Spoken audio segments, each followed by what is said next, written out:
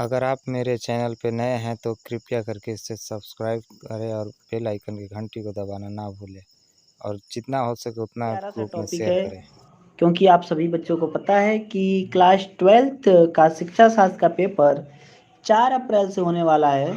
और 4 अप्रैल से जो बच्चों आप लोग का पेपर होने वाला है, इसके लिए काफ़ी वीडियो मैंने बनाया हुआ है आप लोग का। इसके पहले बहुविकल्पीय वीडियो, उसके बाद बच्चों निश्चित उत्तरीय प्रश्न, और अब हम शुरू कर रहे हैं अति लघु उत्तरीय प्रश्नों को। अति लघु उत्तरीय प्रश्न भी 3 पार्ट में कंप्लीट करूंगा, जैसा कि हर एक वीडियो को कर रहा हूं बच्चों। आप लोग का इसके पहले विकल्पीय कंप्लीट किया था 3 पार्ट में, उसके बाद निश्चित उत्तरीय। अब पहला पार्ट आ गया आप लोग का अति लघु उत्तरीय का भी। इसमें भी बच्चों 5 चैप्टर हम कवर करने वाले हैं। किसी भी बच्चे को कोई भी डाउट होगा तो कमेंट बॉक्स में कमेंट बिल्कुल कीजिएगा, क्योंकि कमेंट बॉक्स आप ही लोग के लिए खुला हुआ है। सारे क्वेश्चन इंपॉर्टेंट ही नहीं बच्चों, हर एक चैप्टर के प्रश्न हैं। कुछ बच्चे इस टाइप के भी प्रश्न पूछते हैं कि सर क्या एकदम 100% यह बोर्ड एग्जाम में आएगा? तो बच्चों इस टाइप का क्वेश्चन आपका नहीं होना चाहिए, क्योंकि मेरी कोशिश है कि पूरा का पूरा आपको आए। ठीक है बच्चों, पूरा का पूरा आपके बोर्ड एग्जाम में छपे।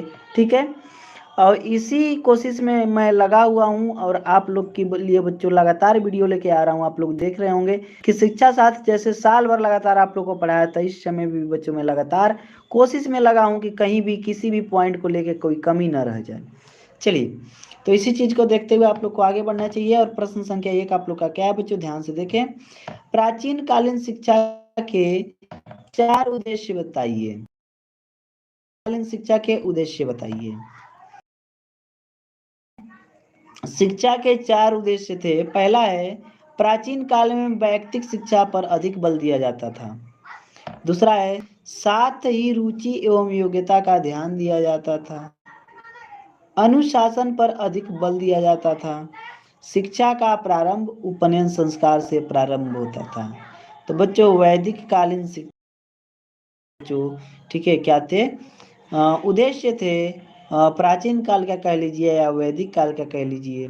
नेक्स्ट क्वेश्चन है, प्राचीन कालीन शिक्षा की 4 विशेषताएं लिखिए या बताइए। प्राचीन भारत में शिक्षा की क्या विशेषता थी? ठीक है बच्चों, देखिए प्राचीन कालीन शिक्षा की 4 विशेषताएं हैं। पहला है, प्राचीन काल में आध्यात्मिकता पर अधिक बल दिया जाता था।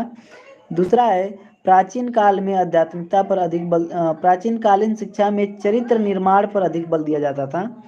और बच्चे तीसरा ग वाला है, विद्यार्थियों को अनुशासन में रखकर उनसे कठोर नियमों का पालन कराया जाता था। प्राचीन कालीन शिक्षा का उद्देश्य मोक्ष की प्राप्ति था बच्चों। जो प्राचीन कालीन शिक्षा का उद्देश्य था वह था मोक्ष की प्राप्ति।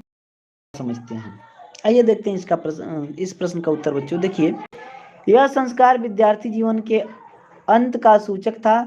समापवर्तन संस्कार का तात्पर्य है वेदों का अध्ययन करने के बाद गुरुकुल के घर की ओर लौटना।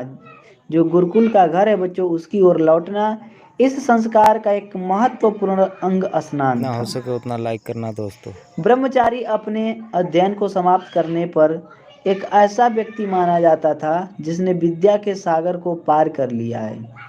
ओके डियर, चलिए नेक्स्ट क्वेश्चन, उपनयन संस्कार से आप क्या समझते हैं? आइए देखते हैं। इसे जनेऊ संस्कार भी कहते हैं। उपनयन एक धार्मिक संस्कार है जिसमें बालक को भौतिक संस्कार के बाद आध्यात्मिक शरीर प्राप्त होता है। 11 वर्ष तथा, देखिए बच्चों, उपनयन के समय बालक की आयु ब्राह्मण के लिए 8 वर्ष, क्षत्रिय के लिए 11 वर्ष तथा वैश्य के लिए 12 वर्ष निर्धारित की गई थी। उपनयन के पश्चात ही बालक ब्रह्मचारी बनता था। यदि बालक को ब्रह्मचारी बनना है तो पहले उपनयन संस्कार का होना जरूरी था और गुरुकुलों में प्रवेश करता था। चलिए अगला क्वेश्चन देखेंगे डियर। अगला क्वेश्चन क्या है, वैदिक कालीन शिक्षा के प्रारंभ तथा अंत में कौन सी औपचारिकताएं पूरी की जाती हैं? देखिए, गुरुकुलों में विद्यार्थी उपनयन संस्कार के पश्चात प्रवेश लेते थे तथा सामान्यतः 24 वर्ष तक की अवस्था तक गुरुकुल में रहकर विद्या अध्ययन करते थे। विद्यार्थी जीवन की समाप्ति पर गुरुकुल में ही समापवर्तन संस्कार होता था। इस संस्कार के बाद विद्यार्थी स्नातक कहलाता था।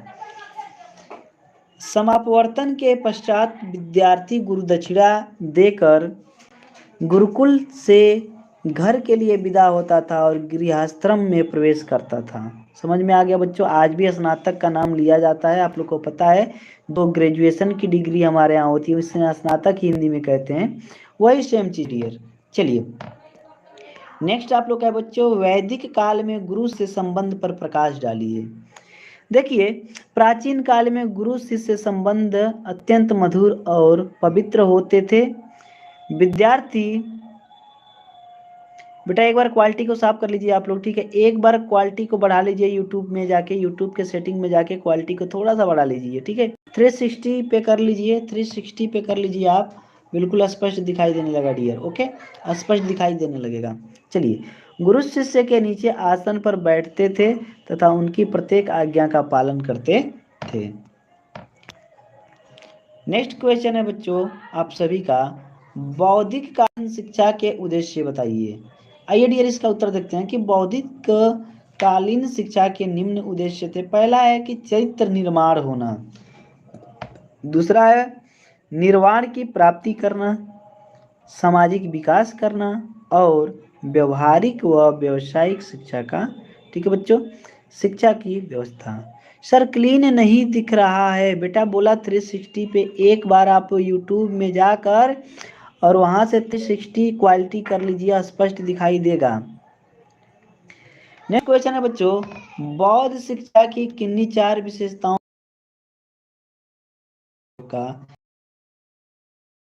का आधार बौद्ध धर्म था। बुद्ध और उनके धर्म तथा संघ की शरण में रहना तथा बौद्ध धर्म के 10 नियमों का पालन करना ही शिक्षा था। Good evening dear, good evening, कैसे हो?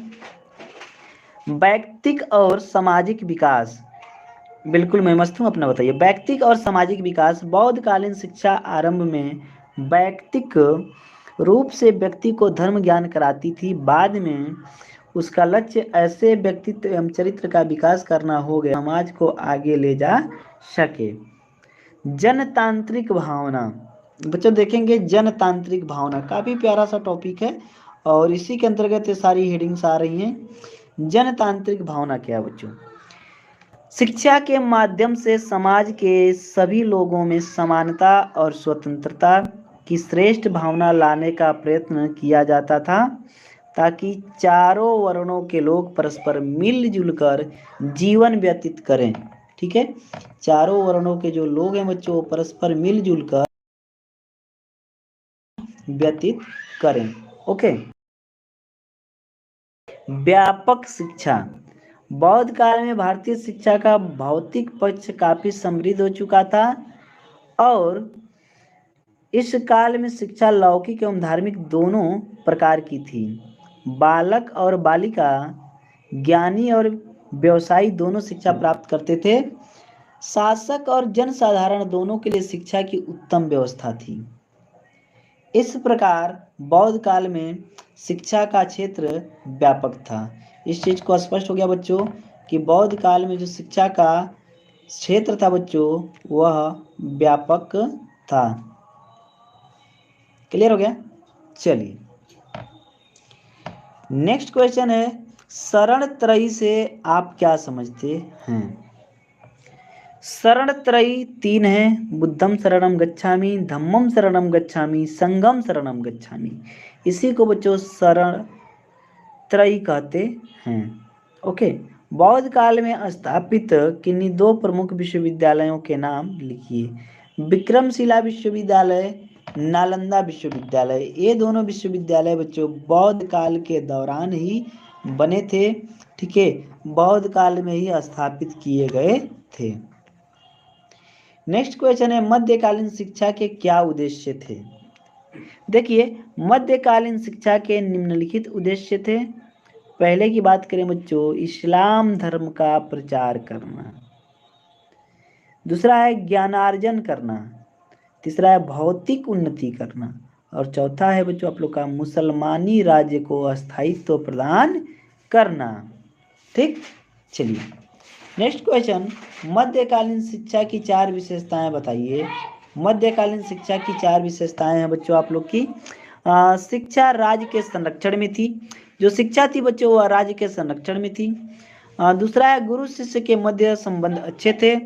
गुरु शिष्य के बीच जो बच्चों संबंध थे अच्छे थे।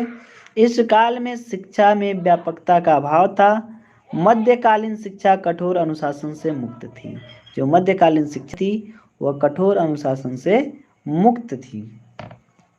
नेक्स्ट है बच्चों आप लोग का, मध्यकालीन शिक्षा के 4 दोष बताइए।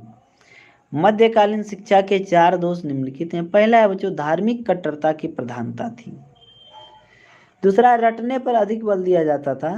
तीसरा है आप लोग का, अरबी फारसी की प्रधानता थी। और चौथा है, नारी शिक्षा उपेक्षित थी। बिल्कुल सही बात, जो नारी शिक्षा थी उस समय काफी उपेक्षित थी। ओके डियर, चलिए नेक्स्ट क्वेश्चन है आप लोग का, मध्यकालीन शिक्षा के केंद्रों के बारे में लिखिए। तो दिल्ली पहला पॉइंट होगा आप लोग का बच्चों, सुल्तानों तथा मुगल बादशाहों की राजधानी रहने के कारण मुस्लिम शिक्षा का महत्वपूर्ण केंद्र रहा। सर्वप्रथम नसीरुद्दीन ने यहाँ नसीम मदरसा की स्थापना की। फिरोज तुगलक ने अनेक मदरसों का जीर्णोद्धार कराया। मुगल काल में भी इसकी महत्व बनी रही। सेकेंड पॉइंट आप लोग का है बच्चों, आगरा। आगरा नगर की नींव सिकंदर लोदी ने डाली थी। सिकंदर ने अपने प्रयास द्वारा आगरा में सैकड़ों मदरसे निर्मित, ठीक है बच्चों, निर्मित करवा कर इसे शिक्षा का प्रमुख केंद्र बना दिया। यहाँ सुदूर यानी कि दूर दूर से विदेशों तक से छात्र अध्ययन के लिए आने लगे। क्लियर है बच्चों? हेलो डियर, कैसे हो? जौनपुर की बात करें बच्चों, जौनपुर की, देखें ध्यान से, सल्तनत काल में जौनपुर शिक्षा का प्रमुख केंद्र था। जो सल्तनत काल था उसमें जो जौनपुर है वह शिक्षा का प्रमुख केंद्र था। फिरोज शाह तुगलक ने यहाँ अनेक मदरसों का निर्माण करवाया था। यहाँ साहित्य और कला की उच्च कोटि की शिक्षा प्रदान की जाती थी। इस कारण यह नगर सिराजे हिंद के नाम से जाना जाता है। ठीक है, सिराजे हिंद के नाम से किसे जाना जाता है बच्चों? जौनपुर। अगला है आप लोग का क्वेश्चन, शिक्षा में छनाई का सिद्धांत क्या अर्थ है? तो निस्पंदन या छनाई के सिद्धांत,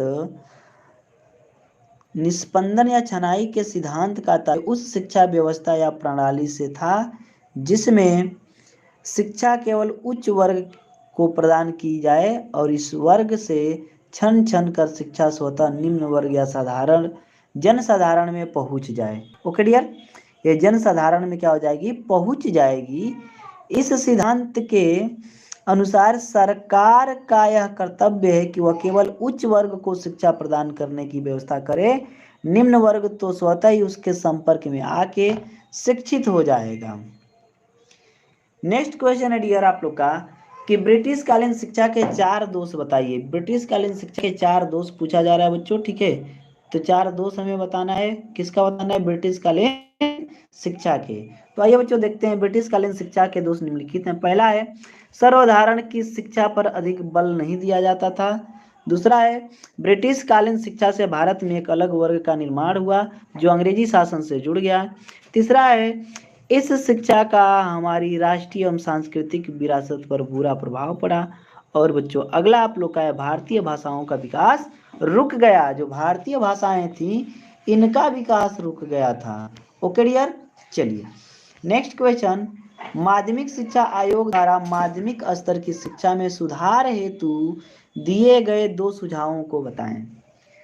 तो पहला सुझाव होगा बच्चों कि माध्यमिक शिक्षा आयोग ने माध्यमिक स्तर की शिक्षा में सुधार के लिए पहला पॉइंट है कि शिक्षा के पाठ्यक्रम में सुधार का सुझाव दिया।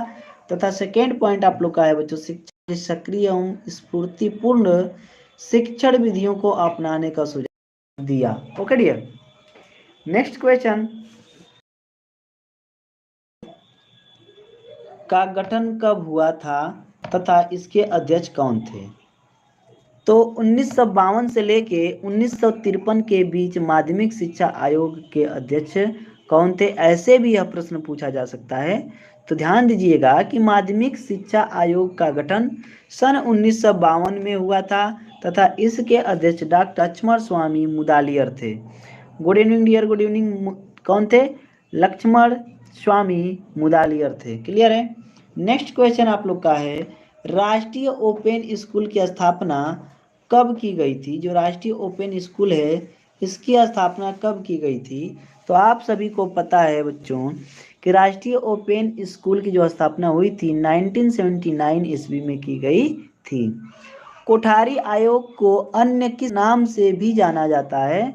तो कोठारी आयोग को शिक्षा आयोग के नाम से भी जाना जाता है। Thank you. चलिए आगे देखें, भारत में निरक्षरता दूर करने के लिए किस प्रकार की शिक्षा की आवश्यकता है? तो देखिए, भारत में यदि निरक्षरता दूर करनी है तो हमें प्रौढ़ शिक्षा पर ध्यान देना होगा। जो प्रौढ़ शिक्षा है उस पर हमें ध्यान देना होगा। तो पूरा आंसर देखेंगे बच्चों, भारत में निरक्षरता दूर करने के लिए अनिवार्य प्राथमिक शिक्षा तथा प्रौढ़ शिक्षा की आवश्यकता है। ओके डियर, अनिवार्य प्राथमिक शिक्षा और प्रौढ़ शिक्षा की आवश्यकता है।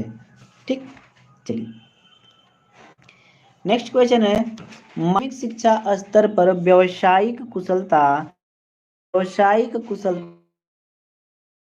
शिक्षा आयोग के सुझाव क्या हैं? छात्रों के भावी जीवन को ध्यान में रखते हुए तथा उनकी अभिरुचि के अनुसार किसी विशेष कौशल में प्रशिक्षित करने के लिए उच्चतर माध्यमिक कक्षाओं में व्यावसायिक पाठ्यक्रम की व्यवस्था की जानी चाहिए। ओके, नेक्स्ट क्वेश्चन है,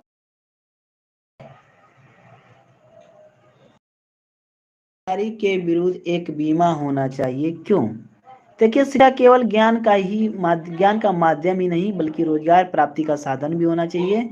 इसलिए वर्तमान में तकनीकी शिक्षा एवं तकनीकी ज्ञान की महत्ता बढ़ गई। कृषि में नवीन तकनीकी एवं कृषि उपकरणों के माध्यम से हरित क्रांति लाकर खाद्यान्न उत्पादन में व्यापक वृद्धि कर कृषि को लाभार्जन का साधन बनाया गया। ओके, चलिए नेक्स्ट क्वेश्चन है बच्चों आप लोग का कि शिक्षा किस प्रकार संस्कृति के संरक्षण का माध्यम है?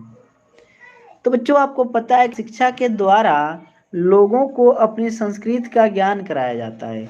उसकी संस्कृति क्या है उसका ज्ञान कराया जाता है। लोगों को अपनी स्वयं की संस्कृति की अच्छाइयों से परिचित कराकर उनके उसे संरक्षण, ठीक है, उसके क्या करते हैं बच्चों, संरक्षण का उपाय शिक्षा द्वारा बताया जाता है। क्योंकि संस्कृति ही किसी व्यक्ति को उसकी वंशागत विशेषताओं एवं ऐतिहासिक पृष्ठभूमि से परिचित कराती है। ठीक है बच्चों, या परिचित करती है आप लोग के। ठीक है, टोटली आप लोग का बच्चों 5 चैप्टर हो चुका है। आप लोग का 5 चैप्टर हो गया अति लघु उत्तरीय प्रश्नों में, और बाकी के बच्चों 2 पार्ट और लेके आऊंगा जिसमें कि आपके अति लघु उत्तरीय कंप्लीट हो जाएंगे। क्लियर है बच्चों? और शिक्षा शास्त्र की बेहतरीन तैयारी हमारे चैनल से ज़्यादा आपको कहीं मिलेगी नहीं, इतनी मुझे पूरी विश्वास है। क्योंकि जितना यूट्यूब पे क्लास 12th वालों के लिए शिक्षा शास्त्र मैंने पढ़ाया है बच्चों अपने चैनल पे, इतना किसी भी चैनल ने नहीं पढ़ाया। तो एक बार आप लोग वीडियो को शेयर, चैनल पे नए तो चैनल को सब्सक्राइब। ठीक है, ठीक है। और बच्चों वीडियो पसंद आए तो लाइक ज़रूर करना ना भूलिएगा। चलिए मिलते हैं अगले क्लास में, तब तक के लिए धन्यवाद, बाय बाय, खुदा हाफिज़।